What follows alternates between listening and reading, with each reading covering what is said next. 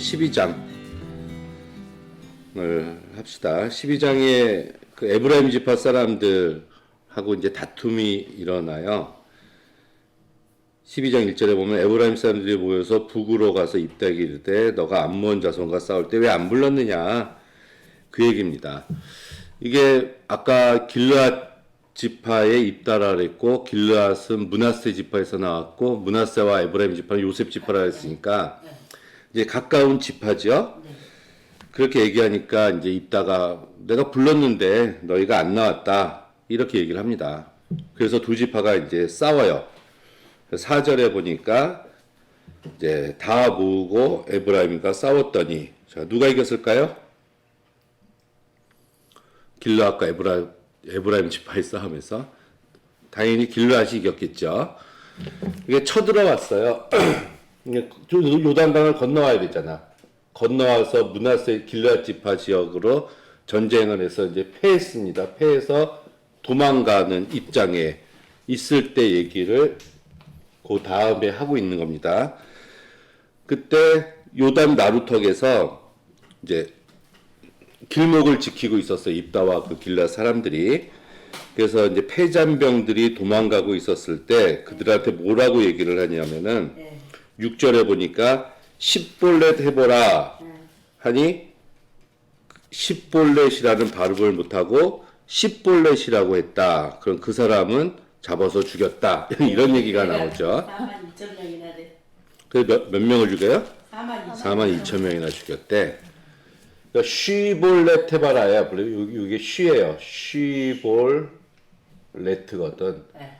근데 쉬볼렛이라고 발음을 못하고 이게 십볼렛 이렇게 발음을 했다 그거예요.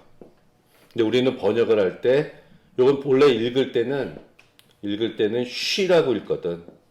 요거는 뭐 시라고 읽어요. 근데 우리는 시볼렛 해봐라 했고 우리 성경에는 시볼렛을 못하고 십볼렛을 냈다. 요게 본래 트 발음 강한 트예요. 강한 트고 강한 S라고 얘기해야지. C 쌍시 강한 S고 요거는 이제 SH 발음 나는 거거든.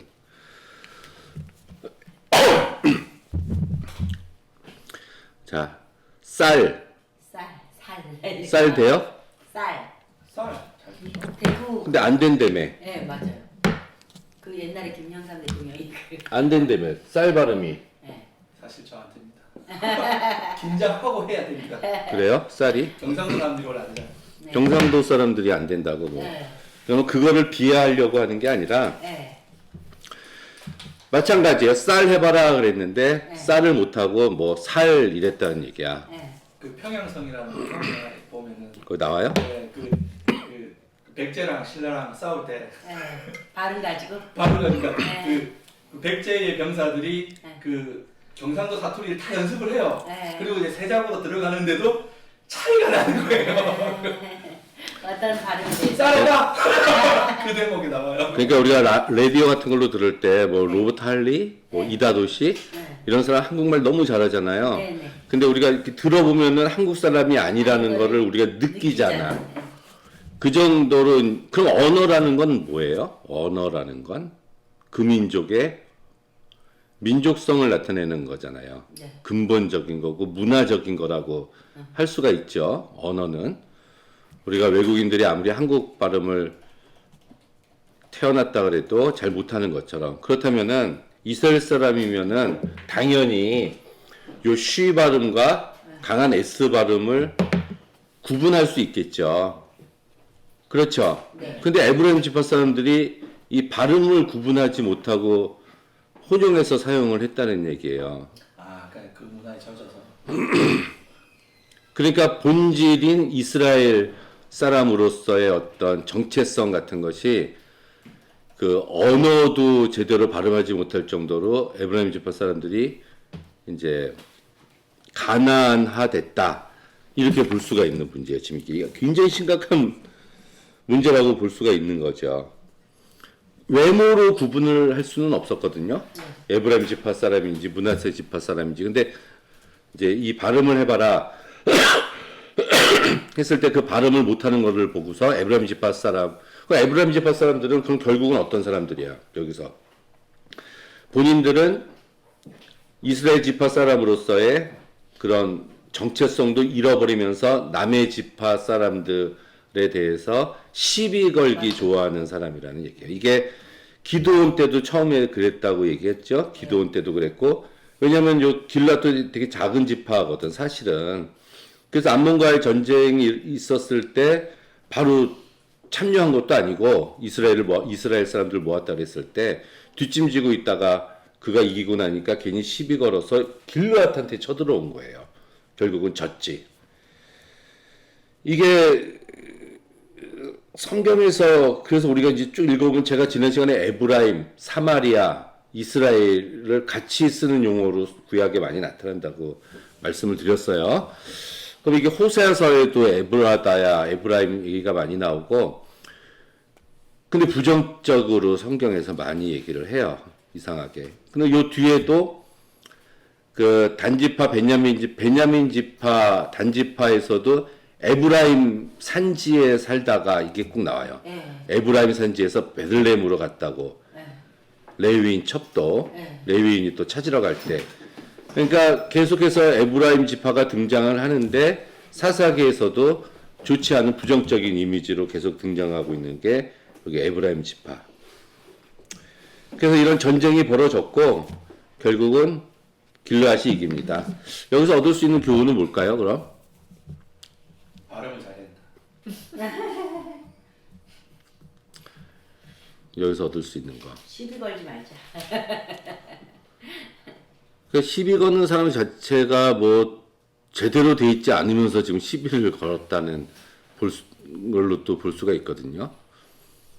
그래서는 안 되겠지. 그게 12장 초반부에서 이야기하고 있는 부분입니다. 근데 전쟁에 안 나갔으면 오히려 고마워해야 되지 않아요? 그 전쟁터에 자기 안 불렀다고. 그렇죠. 근데 이제 전쟁이 끝나고 나니까 시비를 건 거예요. 그러니까 길르앗 지파가 작다고 생각을 했고, 근데 이제 그러면 안 된다는 거지. 그리고 이제 입다가 죽습니다. 근데 6년 사사가 돼서 6년 그 금방 뭐 딸에 대한 그런 거가 있었나? 오랫동안 있지는 못하고 죽고 그 다음에 세 명이 등장을 해요. 입산, 엘론, 압돈 세 사람. 그럼 아까 돌라하고 야일 포함해서 여기 세 사람 더하면은 5명, 또 하나 삼갈 한절 나왔죠. 그래서 6명의 소사사가 있다 이렇게 이야기를 하고, 대사사는 6명의 소사사랑 온니엘, 에훗, 드보라, 기드온, 입다, 삼손 6. 그러면 대사사 6, 소사사 6. 이 분량 때문에 그런 겁니다. 6. 삼손이 마지막 사사예요? 아니요, 사무엘도 사사였다 이렇게 얘기를 합니다. 자, 일단 입사부터 볼까요? 입사는 이스라엘의 사사가 되었는데 그가 아들 30, 딸 20, 딸 30. 땅 30. 딸 30, 아들 30, 딸 30 두었더니 딸들은 타국으로 시집 보내었고, 타국, 이제 이 타국이라는 말이 여기서 논쟁점이에요. 아들들을 위하여서는 타국에서 이방은 아니고 타국에서 여자 30을 데려왔다. 사사가 된 지 6년이고 죽었다. 베들레헴에 장사됐다. 개혁 개정에는 밖으로라고 돼 있는 거죠. 그러니까 그 얘기를 하려고. 이게 타국이라면은 이방 이스라엘이 아니잖아요. 네. 자, 그럼 입산을 봅시다. 입산이라는 이름은 빛나는 화려한 이런 뜻을 가지고 있네요. 빛나는 화려한 bright. 우리 개혁 성경은 밖으로라고 돼 있죠. 밖으로. 근데 옛날 성경은 타국. 이게 하우차라는 말이거든. 하우차.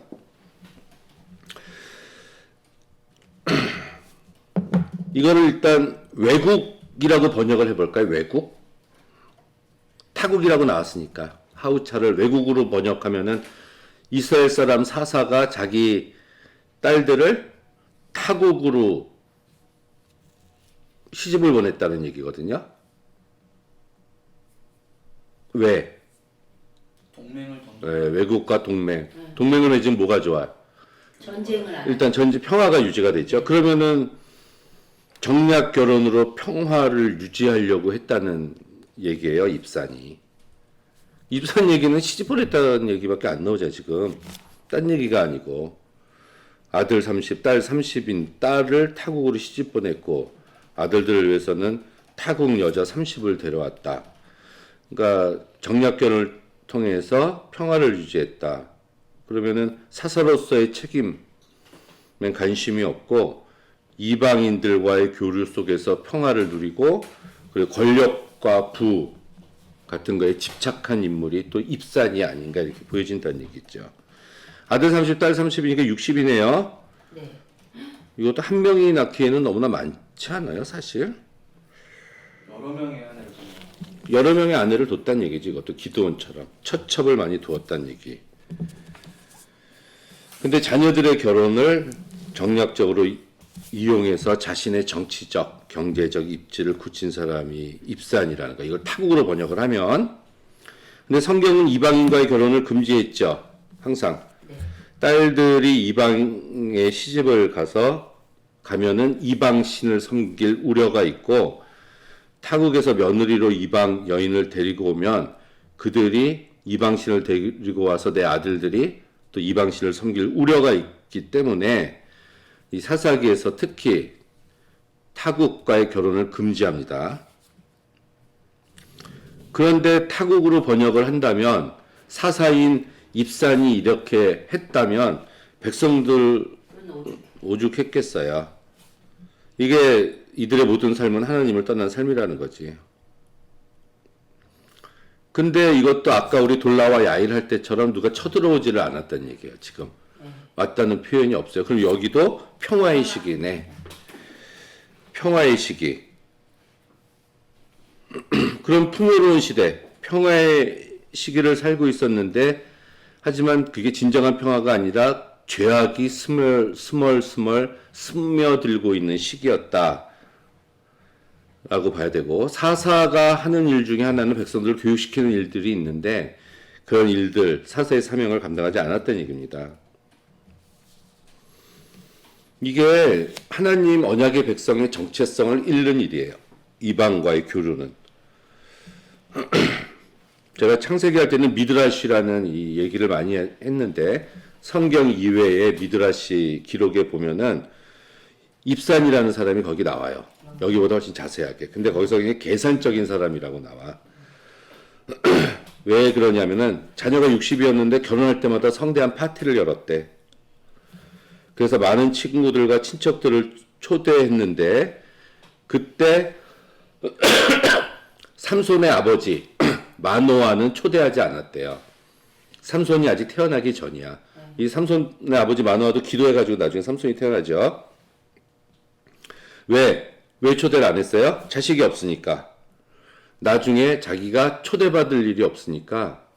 그만큼 이 입산이라는 사람이 계산적인 사람이라고 이 미드라시 전설에 의하면 그렇게 나와요. 그래서 거기에 보면은 이것을 악하게 여기신 하나님께서 이 자식 60명을 입산보다 먼저 죽게 하셨다 이렇게 나온대. 근데 뭐 이 성경에 나오는 얘기는 아니고 성경 외적인 문서에서 나오는 거다고 이제 생각을 하시면 됩니다. 그런데 이게 타국이라고 번역하지 말고 아까 밖으로라고 하우차 개혁성경에 나와 있듯이 개혁개정에 다른 지파 또는 다른 가문 일가가 아닌 사람에게 집 밖으로 이렇게 해석이 될 수가 있어요. 그렇다면 이때는 좋게 쓰여져.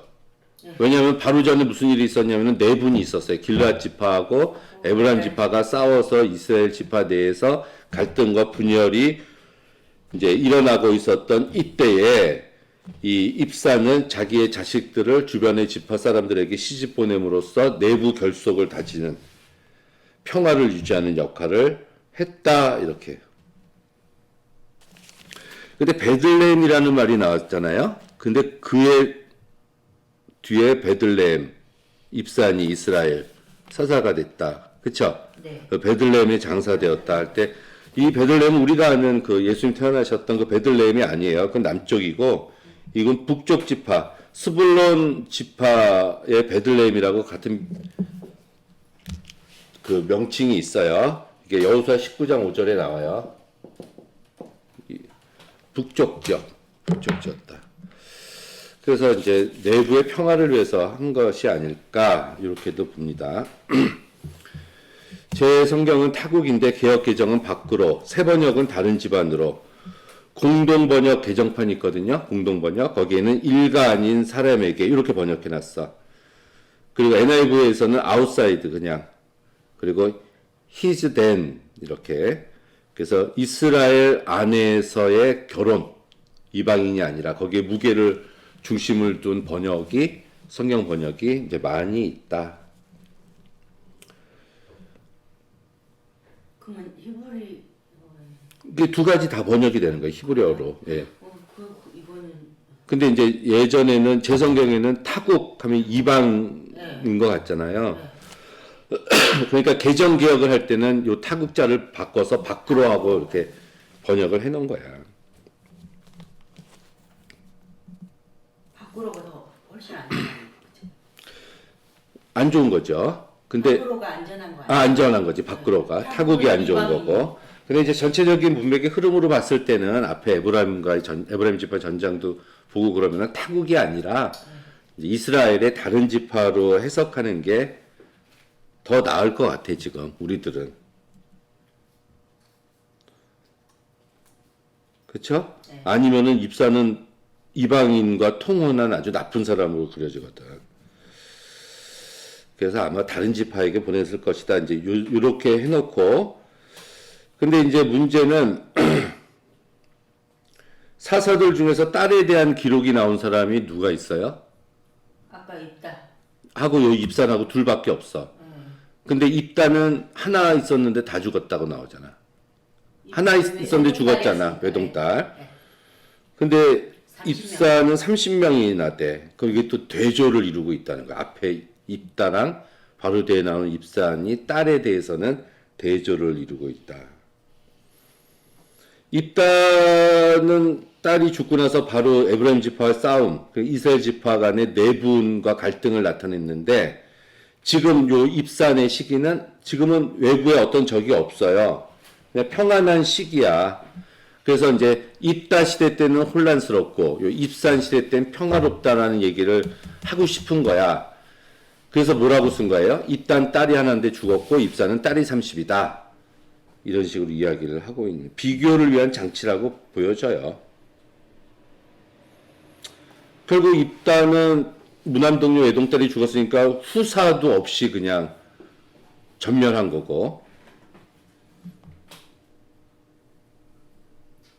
그래도 입단은 그래도 아내 한 명밖에 없었나 봐요. 입다요? 네. 딸이 하나밖에 없어. 그렇죠. 자식이 하나밖에 없으니까. 그랬겠지. 아까 돌라와 야일 시대는 45년이었죠. 23년, 25년. 근데 이제 요 입산, 엘론, 압돈 하면은 다 합치면은 6년, 10년, 8년이야. 그러면 합쳐봤자 24년인가? 25년 정도밖에 안 돼요. 처음에 평화로운 시대는 45년이나 됐는데 네. 요 이후로 요 세 사람의 사사가 등장하는데 더해보니까 한 25년 정도. 이때도 평화로운 시기라고 볼 수가 있어요. 은혜의 시간. 아까랑 마찬가지로. 그러니까 이제 요것도 이제 똑같아. 아비멜렉이라는 내전. 내부의 적. 아비멜렉의 내부의 적 다음에 돌라하고 야일이 나와서 45년 있었고, 그 다음에 에브라임 지파하고 길르앗 지파하고 지금 싸움이 있고 난 다음에 이것도 내전이잖아. 같은 지파끼리 싸웠잖아요. 그리고 입산, 엘론, 압돈 요 사람들 평화의 시기를 하나님께서 주셨는데 이것들이 이제 잠깐 쉬어가는 쉼표 같은 역할을 하는 시기였다고 보여줘요. 왜냐하면 그 전에 네 분이 있었던 것을 좀 씻겨내는 그런 부정적인 결과를 씻어내는 쉼표와 같은 시기였다. 이게 이제 하나님은 이스라엘을 포기하지 아니하시고 다시 한번 기회를 주시면서 하나님께로 회복되는 신앙의 기회를 주시는 시간이었다는 거지. 그러니까 커다란 어떤 역경이 있고 난 다음에 하나님께서는 우리들에게 또 이런 시간들을 허락하시는데 이때 우리가 이 시간에 하나님께로 돌아가야 된다는 얘기 같네요. 그러니까 하나님께서는 이스라엘 사람들이 회복하고 자기에게 돌아오기를 참고 기다리셨고 시기마다 적절하게 사사를 택하시고 그를 통해서 이스라엘을 구원하려고 하신 거란 얘기입니다. 요 5명의 소사사, 상갈까지 6명 나오는데 이들이 분량이 작다 그래서 이들의 삶이나 사역이 무의미하거나 무가치하다고 보면 안 됩니다. 예? 이들이 분량이 작다 그래서 이게 특별한 전쟁을 다 했어요. 에훗도 전쟁했고 드보라, 기드온, 입다 같은 사람들은 전쟁 씬이 있었기 때문에 많은 분량을 성경에서 할애를 하고 있지만 그렇다고 이 사람들이 다 완벽한 사사들은 아니었잖아요. 드보라까지는 괜찮았지만 기드온이나 입다나 삼손은 안 그랬거든. 근데 우리는 대사사들에게는 긍정적인 영향, 인상을 받고 이 소사사들한테는 정보가 작다 그래서 좀 별 볼 일 없는 사사들이다 이렇게 생각하는 경우가 많은데 그렇지 않아요. 그냥 이야기거리가 많아서 대사사야. 분량이 많은 사사들. 그때 하나님이 어떻게 직접적으로 참여하셨는가를 보여주는 분량, 그런 장면들 때문에 길어난 거고 이 소사사들 같은 경우는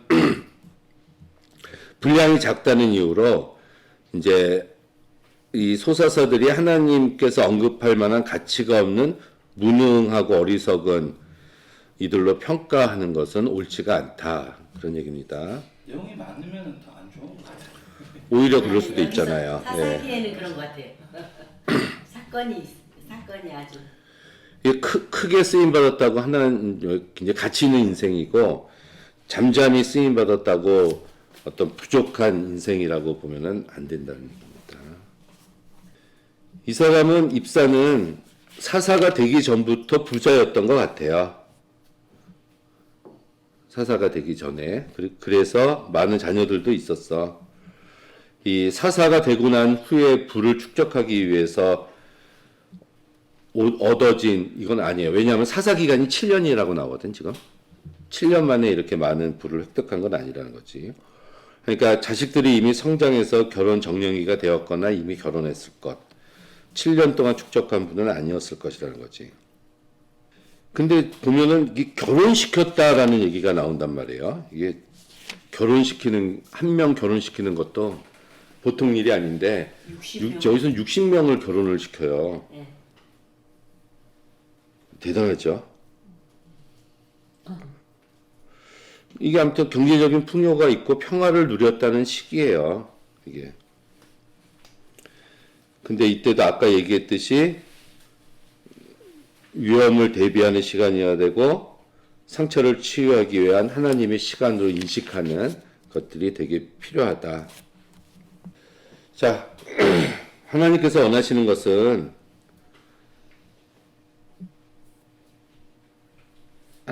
원하시는 것은 우리들의 삶이 사실은 사사나 지도자들한테 순종하는 삶을 원하시는 게 아니라 오직 우리 중심이 하나님 한 분만을 위해서 향하고 있기를 원하시는 것 같아요.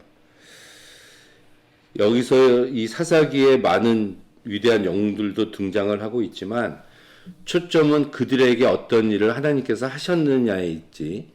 오니엘이나 에훗, 드보라가 위대한 하나님의 사역을 감당했다고 그들에게 우리가 중점을 두고 중심을 두고 생각을 하면 안 된다는 얘기입니다. 하나님께서 이들을 어떻게 사용하셨는지 그런 하나님의 모습을 우리가 찾아야 될 것 같아요. 그래서 그렇게 볼 때 여기 사사기 지금까지 나타난 하나님은 어떤 분이신 것 같아요? 어떤 분이세요? 그럼에도 불구하고 구원해 주시는 하나님. 구원해 주시는 하나님. 참을성이 좋으신가 봐. 근데 우리는 참을성이 없죠. 우리는 욱 하잖아. 다. 화를 왜 이렇게 많이 자주 내는지 모르겠어요. 참아야 되는데 참지 못해. 자, 두 번째 엘론 합시다. 엘론은 그렇게 많지는 않아요. 그의 뒤에 입산 뒤에 엘론이 스불론 지파네요.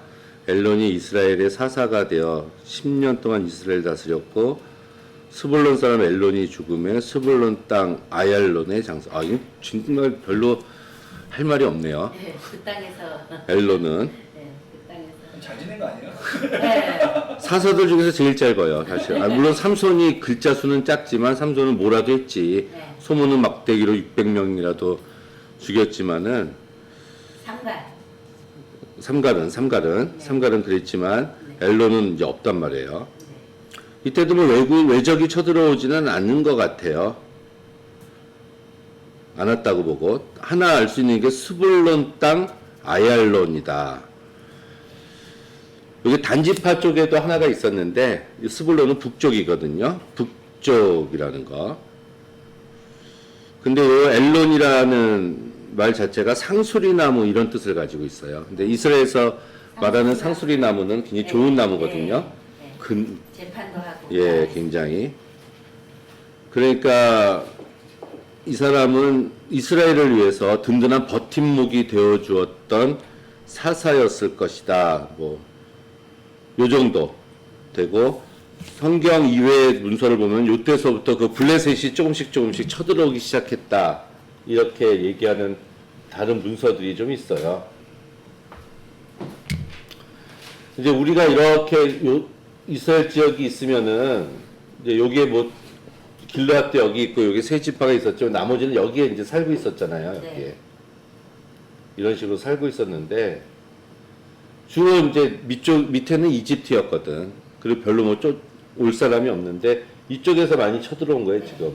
암몬, 모압. 그래서 사사가 몇 년 다스리다가 몇 년 태평했다, 몇 년 다스리고 몇 년 태평했다를 다 더해 보면은 역사가 너무 길어요. 그래서 요 사사가 나와도 이 사사들이 이스라엘을 다스렸다는 표현이 나오지만 이스라엘 전체를 대표하는 사사가 아니라 그 지파의 사사 이렇게 봐야 된다는 거지. 그러니까 동시대 때 같은 시대를 살았던 사사들이 존재했다 이렇게 봐야 됩니다. 요 뒤에도 우리가 보면은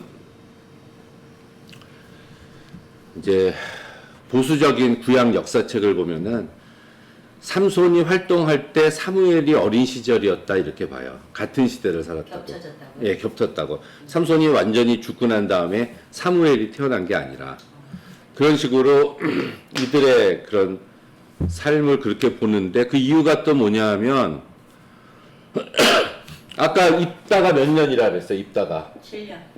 아니 1100년도 사람이라고 네. 제가 얘기했거든. 그럼 다윗이 몇 년도 사람이에요 우리가? 다윗.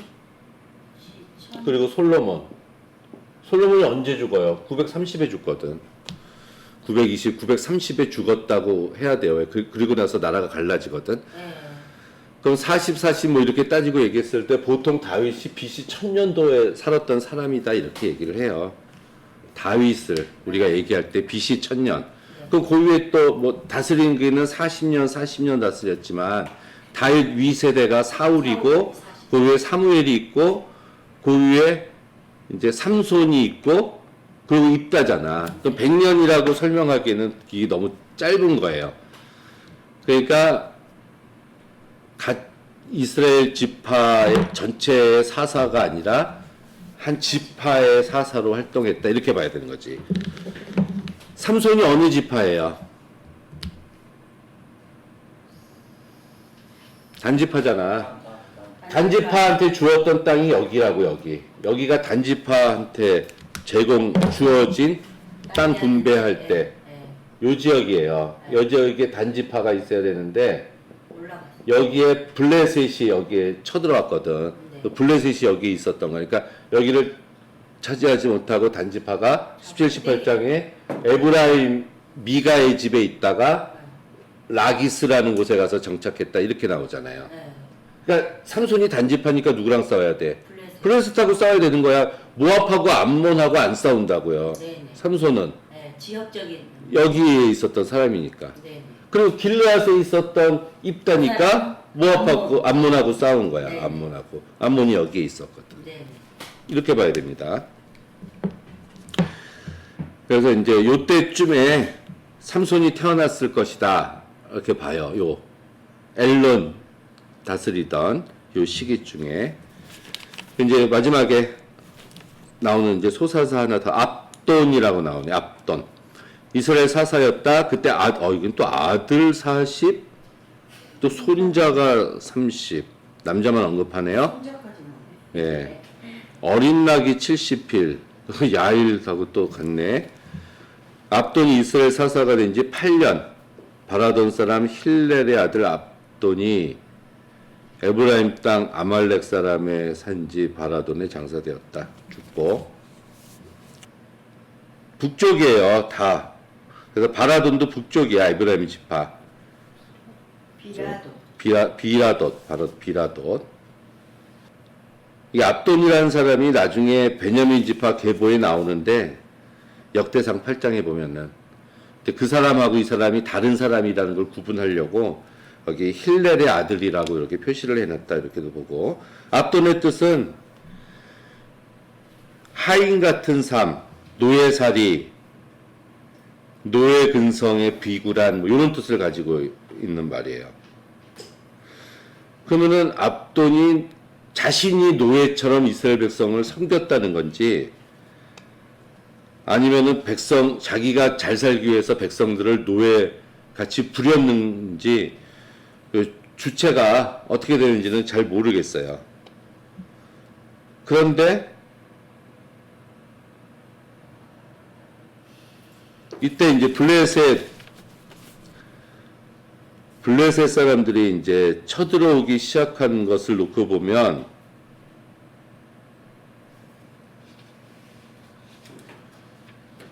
그리고 70 아들과 손자 70을 두었고 나귀를 또 각각 주었다는 것을 놓고 보면 본인이 백성들을 노예처럼 섬기면서 이걸 소유할 수 있는 물건은 아니잖아요. 그렇게 보여져 이 사람도. 호화스러운 생활을 한 건 아니었을까. 이게 왜 자꾸 이런 얘기를 하냐면 지금 아직 왕이 없잖아요 이스라엘에. 그리고 처음에는 애굽에서 노예였잖아요. 다 노예야 애굽 사람들. 아브라함, 이삭, 야곱, 요셉해서 애굽에 들어갔고 출애굽해서 나올 때 드디어 자유민이 된 거예요. 애굽 시대 때 노예였어. 그리고 광야 생활에는 자유인이 됐어요. 그래서 이제 이 시기를 지나서 그 다음이 사사시대예요. 사사시대. 그 다음이 왕이 되는 왕정시대가 되는 거거든. 네네. 그럼 이때는 다 노예니까 이제 아무 상관없어요. 네. 또 여기가 이제 광야 시대 40년이란 말이에요. 광야 시대 40년. 이스라엘 백성들이 똑같은 거 먹고 살았잖아. 목소리는 대단하네.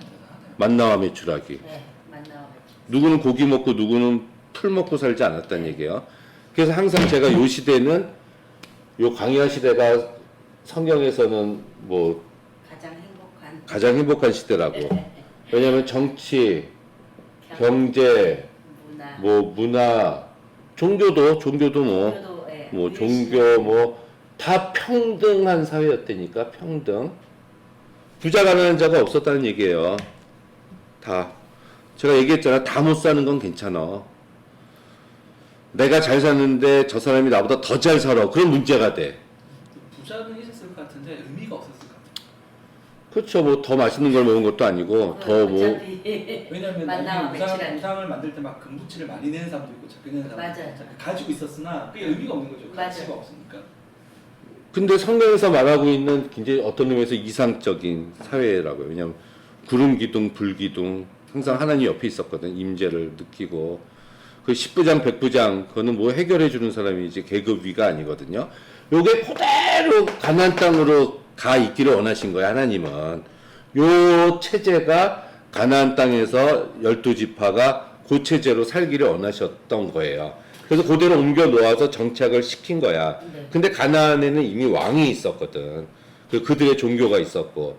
그러니까 그게 있으면은 이들이 물드니까 그들을 진멸하라, 관계를 끊어라, 다 축출하고 너희들이 가서 살아라 그 얘기를 계속 하신 건데 사사기를 읽어보니 그렇게 해서 들어온 이 사사들이 사사시대 백성들이 오히려 그들에게 동화가 되는 모습들이 여기서 다 나타나고 있다는 거예요. 그러면서 부자 가난한 자가 벌써 생기기 시작한 거지. 하나님은 왜 그냥 섬으로 아무나 산 섬으로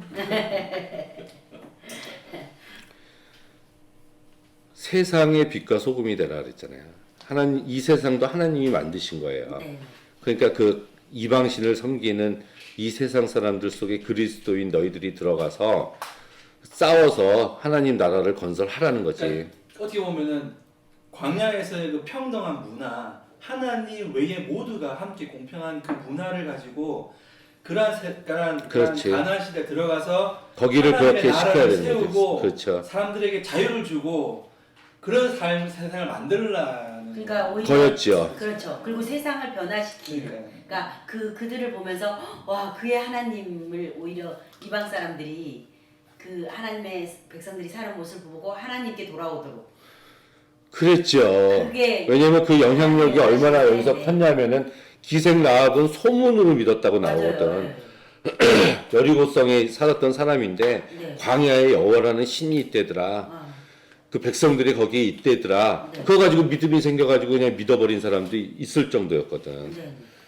그래서 사사시대에 그게 되기를 원하셨던 거예요. 부자 가난한 자도 없고. 근데 사사기를 읽어보니까 이게 아니에요, 지금. 부자 가난한 자가 나타나기 시작을 한 거예요. 네. 자, 그래서 요 압돈 시대 때 이렇게 보니까 부자 가난한 자가 있었던 것 같아요. 70명 이러니까. 일부 다쳐 축첩도 했겠죠. 네. 사사가 절했다는 얘기라는 거. 결혼 한번 시키려면 비용도 어마어마해요. 그것도 다 했다는 거. 사사가 이렇게 살았으면은 백성들의 삶도 세속화 되었다는 거.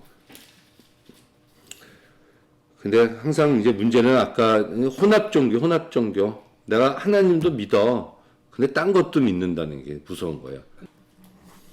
근데 보니까 하나님을 떠나요. 백성들은 사사기 시대 때. 그래서 하나님이 제일 원하던 시기지만은 제일 악한 시대라고 또 얘기를 하고 있는 거야. 그 뒤에도 계속 악하지만